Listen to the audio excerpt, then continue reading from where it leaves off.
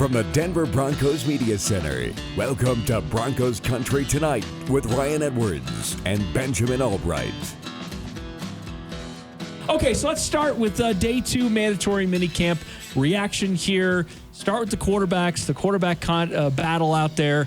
What did you notice today? Seemed like on day 1, Drew Lock had the better of the battle because he was better in the red zone. Started out a little slow, but he finished strong. Today was a little bit more of a mixed bag, even I'd say for both quarterbacks, but Drew Lock did have the one really bad decision on the interception. Yeah, I thought today was mostly a push. If you're going to lean, you'd lean Bridgewater just because the big mistake was on Lock with the interception. But Teddy was more of the same. Steady Eddie Teddy, the 5-yard dink and dunk. I mean, this quarterback battle really is Jay Cutler versus Alex Smith out there. It really is. And whether you want the hyper-conservative, hey, we need 3 yards, coach, I'll get you 5. Well, what if I need 10 yards? I'll get you 5, Teddy Bridgewater.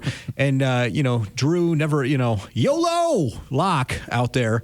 Who's making big plays, but if something's not there, there comes a point where there's and he throws something he shouldn't, and it gets picked off. We saw that happen with Justin Simmons today, and it would have whoever it would have been intercepting would have housed it, and then he comes right back 2 throws later and rips a 30-yard tight end seam right down the pipe. So.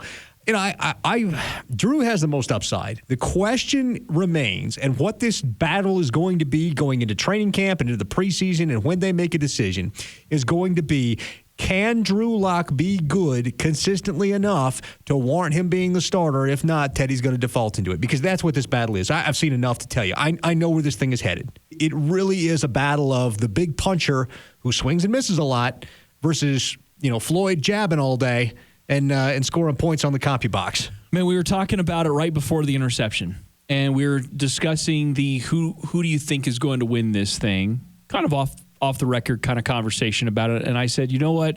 I got to be honest. My gut says Teddy right now. And this is before the interception. Right. I said, my gut says Teddy because I just think Drew Lock's going to have too many up and down days. And the down days are going to be what resonates with the coaching staff in the end. Now, it is very obvious. I think you laid it out perfect. It is very obvious the difference in arm talent. It's very obvious in the difference of upside.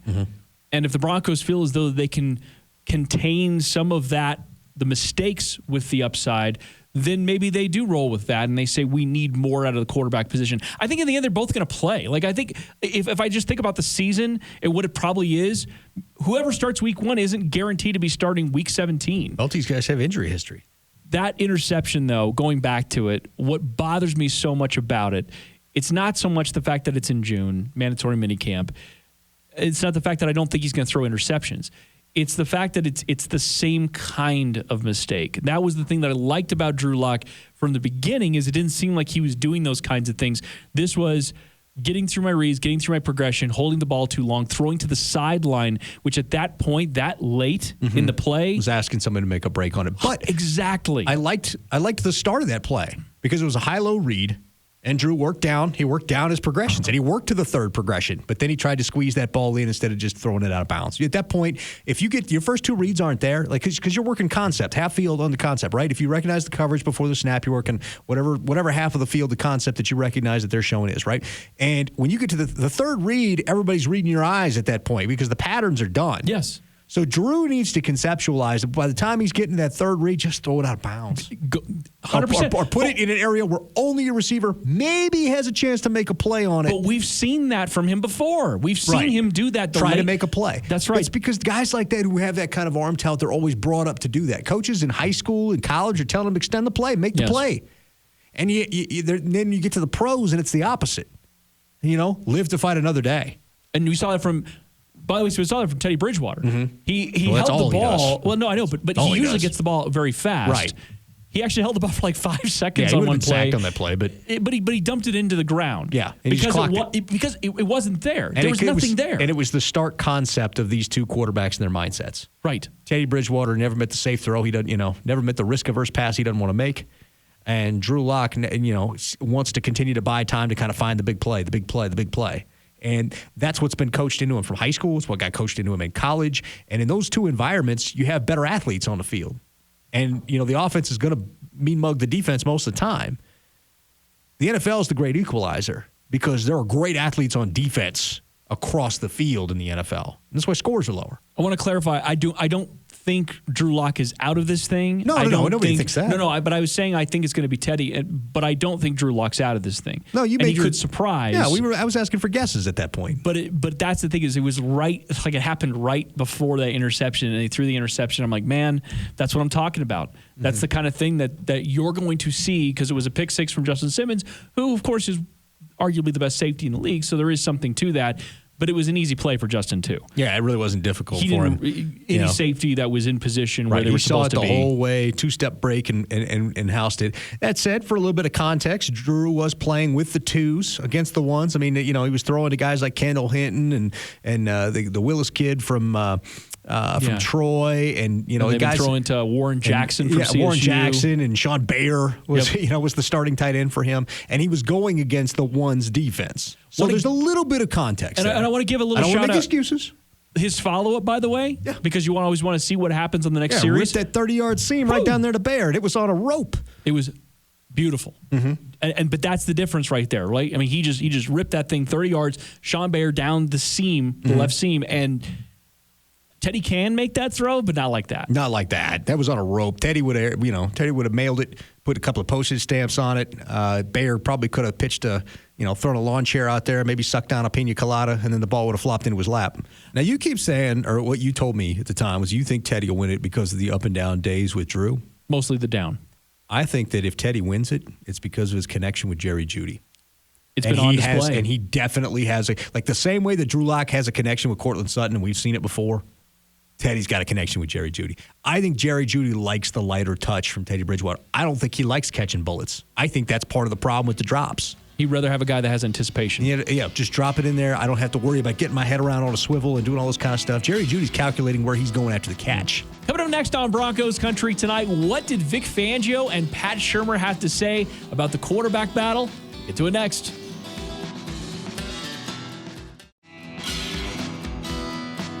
Welcome back to Broncos Country Tonight. Here are Ryan Edwards and Benjamin Allbright. Let's hear from Vic Fangio. Now, this is what Vic had to say about how he judges competition here in the offseason and OTAs and mandatory minicamp, but specifically on the quarterbacks. To me, OTAs, especially when you have a new quarterback such as Teddy coming in, he really didn't start working with us until OTAs. A big part of this is just getting him comfortable with the offense, introducing it to him. Obviously, coaches and everybody else likes to evaluate every day, but to me, the big evaluation will come more in camp where there'll be, we've toned down the pass rush here to where bodies are around them, and see how they operate within the pocket with bodies around them. And then obviously the preseason games, so to me, if you're going to put a percentage on it, the evaluation and comparing the two, is 2 to 3% these last few weeks. The rest, the 97, 98% of it is yet to come. All right. Do you like that? Do you like that they put so much emphasis on training camp and preseason games over anything that's happening here in OTAs and mandatory minicamp? Yes, and that's how it should be. Mandatory minicamp is just a 3-day, shake the rust off, get it back to kind of look at that stuff. And while we're hyper observant of what's happening right now, this is a very, very small piece of a much larger puzzle. This is one piece of a massive puzzle. And there's a lot more to this. And this is not going to be decided until we get these guys back in game situations. Until we get a preseason game, give each of these guys a half and kind of take a look at it. I imagine this will be decided after preseason game 2 because the way I envision it playing out is you're going to have each guy is going to get one half of one game. One of them's going to start, one of them's going to, that kind of thing. Unless you just want to give them each one full game and see what happens. But I think you give me each one half of one game and go from there. Here's what Pat Shurmur said about grading the quarterbacks during OTAs.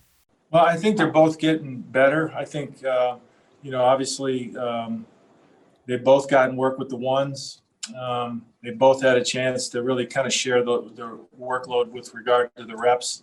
Seen improvement in Drew from decision-making, his timing, his accuracy, and then getting a feel again for Teddy.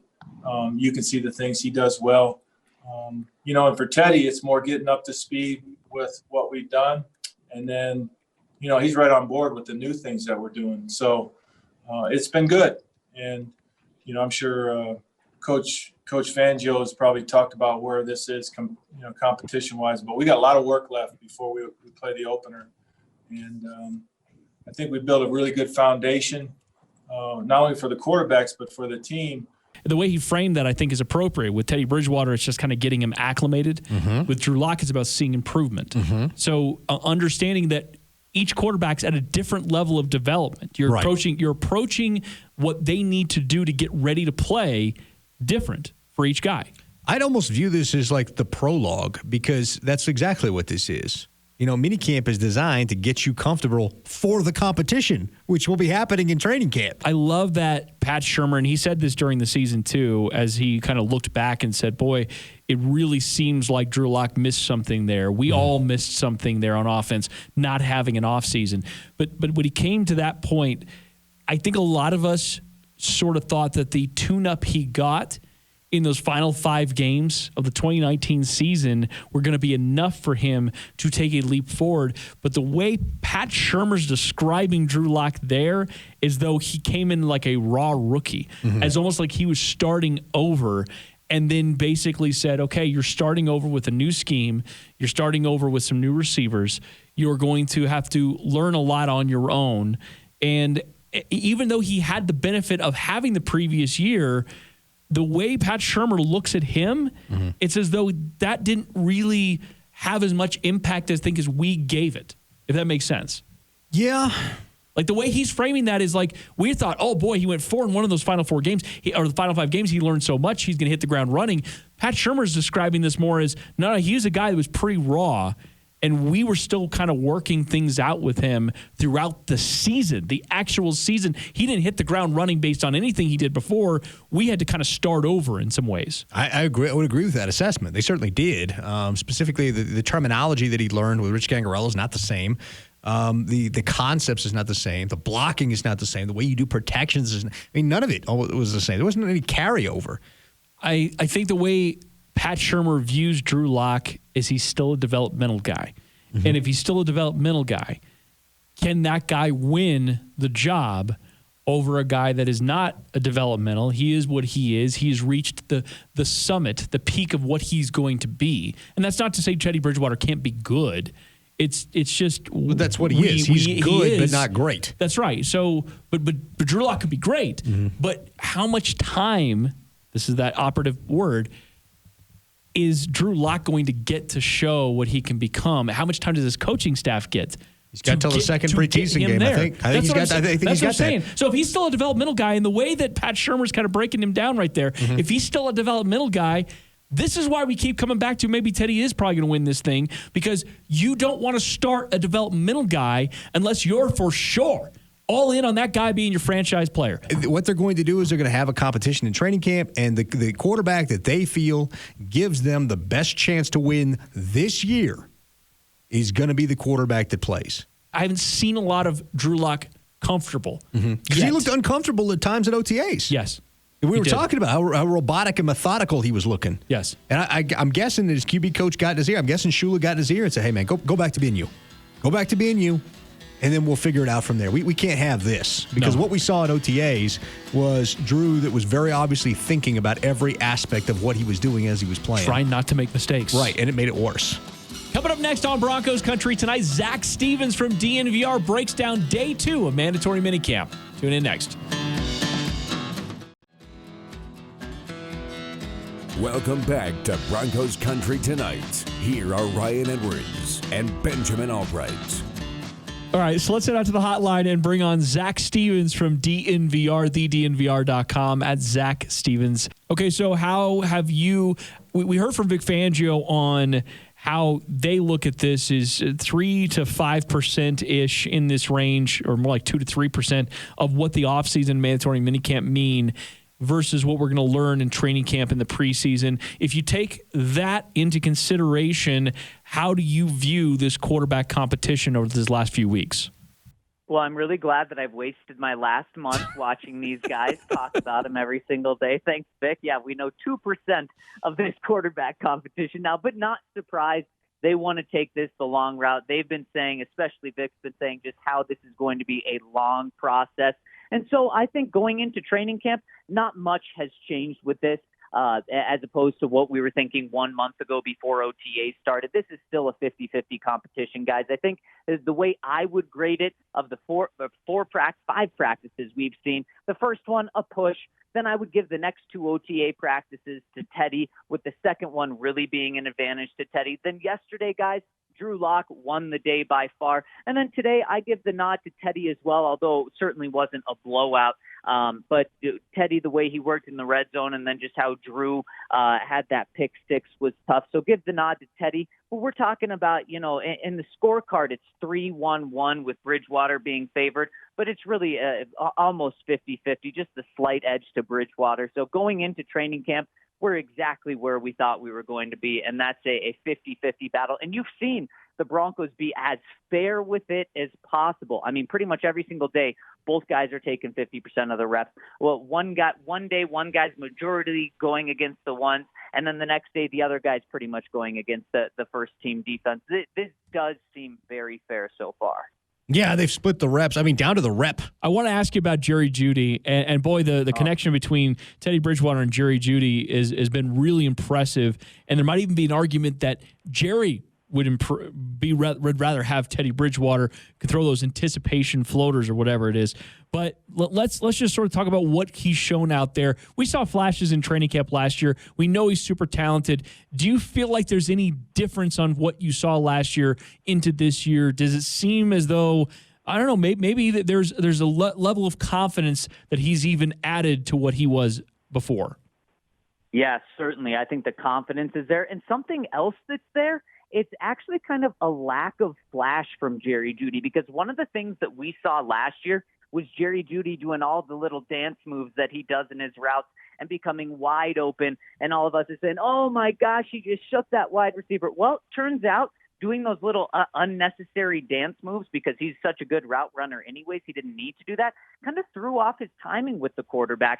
I haven't seen as much of that, but I've still seen Jerry Jeudy just as open. And that's actually something that he talked about, was saying that, okay, maybe he did some unnecessary things last year that threw off his timing between he and Drew Lock. He's not doing that this year, still getting just as open, and the timing's been even better. Are you concerned about the fact that they've been kind of mixing it up a little bit with the different receivers that we're seeing out there? You're not really developing direct chemistry, as in the ones are all out there, wide receiver ones, Jeudy. I mean, we know Sutton's not out there yet, but even Jeudy and Fant are on the same field at the same time all the time.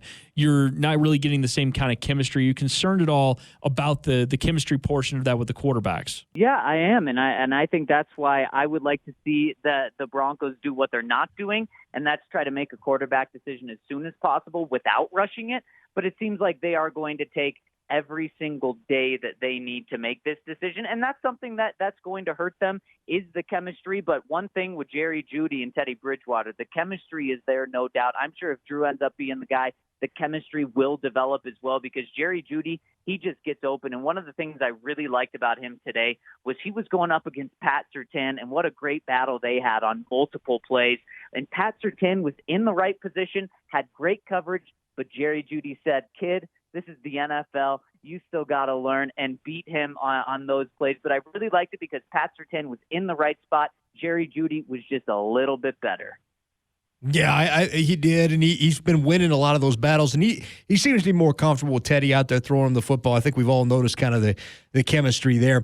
You know who else is kind of rattling the saber and making a name for himself? Kendall Hinton. I think everybody's been, knows who Kendall Hinton is at this point because of that unfortunate Saints game last year, but he's come into his own as a receiver, and I think he's making a real case for himself to stick at the bottom of this roster in a crowded wide receiver room, and that's going to make for some interesting decisions on who the Broncos are going to have to move on from, because There's a lot of talent. They're going to have some tough choices on the 53 this year. There's a lot of talent. And, guys, we talk about Tim Patrick, been talking about Tim for a couple of years. He's obviously very cemented on this team, and so is KJ Hamler. But then after that, we're talking Tyree Cleveland, Seth Williams. Those guys have really impressed. Tyree impressed last year, specifically at the end of the year and throughout training camp last year. Seth Williams, he's shown flashes as well. And Kendall Hinton, he's just a guy that when he's thrown the ball, he comes down with it. And one thing I've been so impressed with is his hands, his ability to catch balls on the sideline. He made a ridiculous one-handed catch during warm-ups yesterday. I mean, this guy is sticking out to us and the coaching staff. And when a guy does that before training camp, boy, all eyes are going to be on him during camp. The wide receivers, especially the back end, those guys can actually contribute this year. Yeah, they absolutely can, and it does make trade talk interesting, regardless of whether you're talking about a trade package for Aaron Rodgers or you just want to get something back for one of these guys. And when you look around, the guy that has the most value by far is Tim Patrick. So can a Kendall Hinton, a Tyree Cleveland, a Seth Williams, can the three of those guys prove to the Broncos that, look, it's okay to move on from Tim, especially if you can get a day 2 pick back for him, because we'll have you covered. Because right now, Seth Williams, Tyree Cleveland, and certainly Kendall Hinton, they don't have in any trade value to the rest of the NFL. But man, if a team comes and they want Tim Patrick, these guys can make him expendable for this Broncos team. Zach, man, you keep killing it. As always, we really do appreciate the time tonight.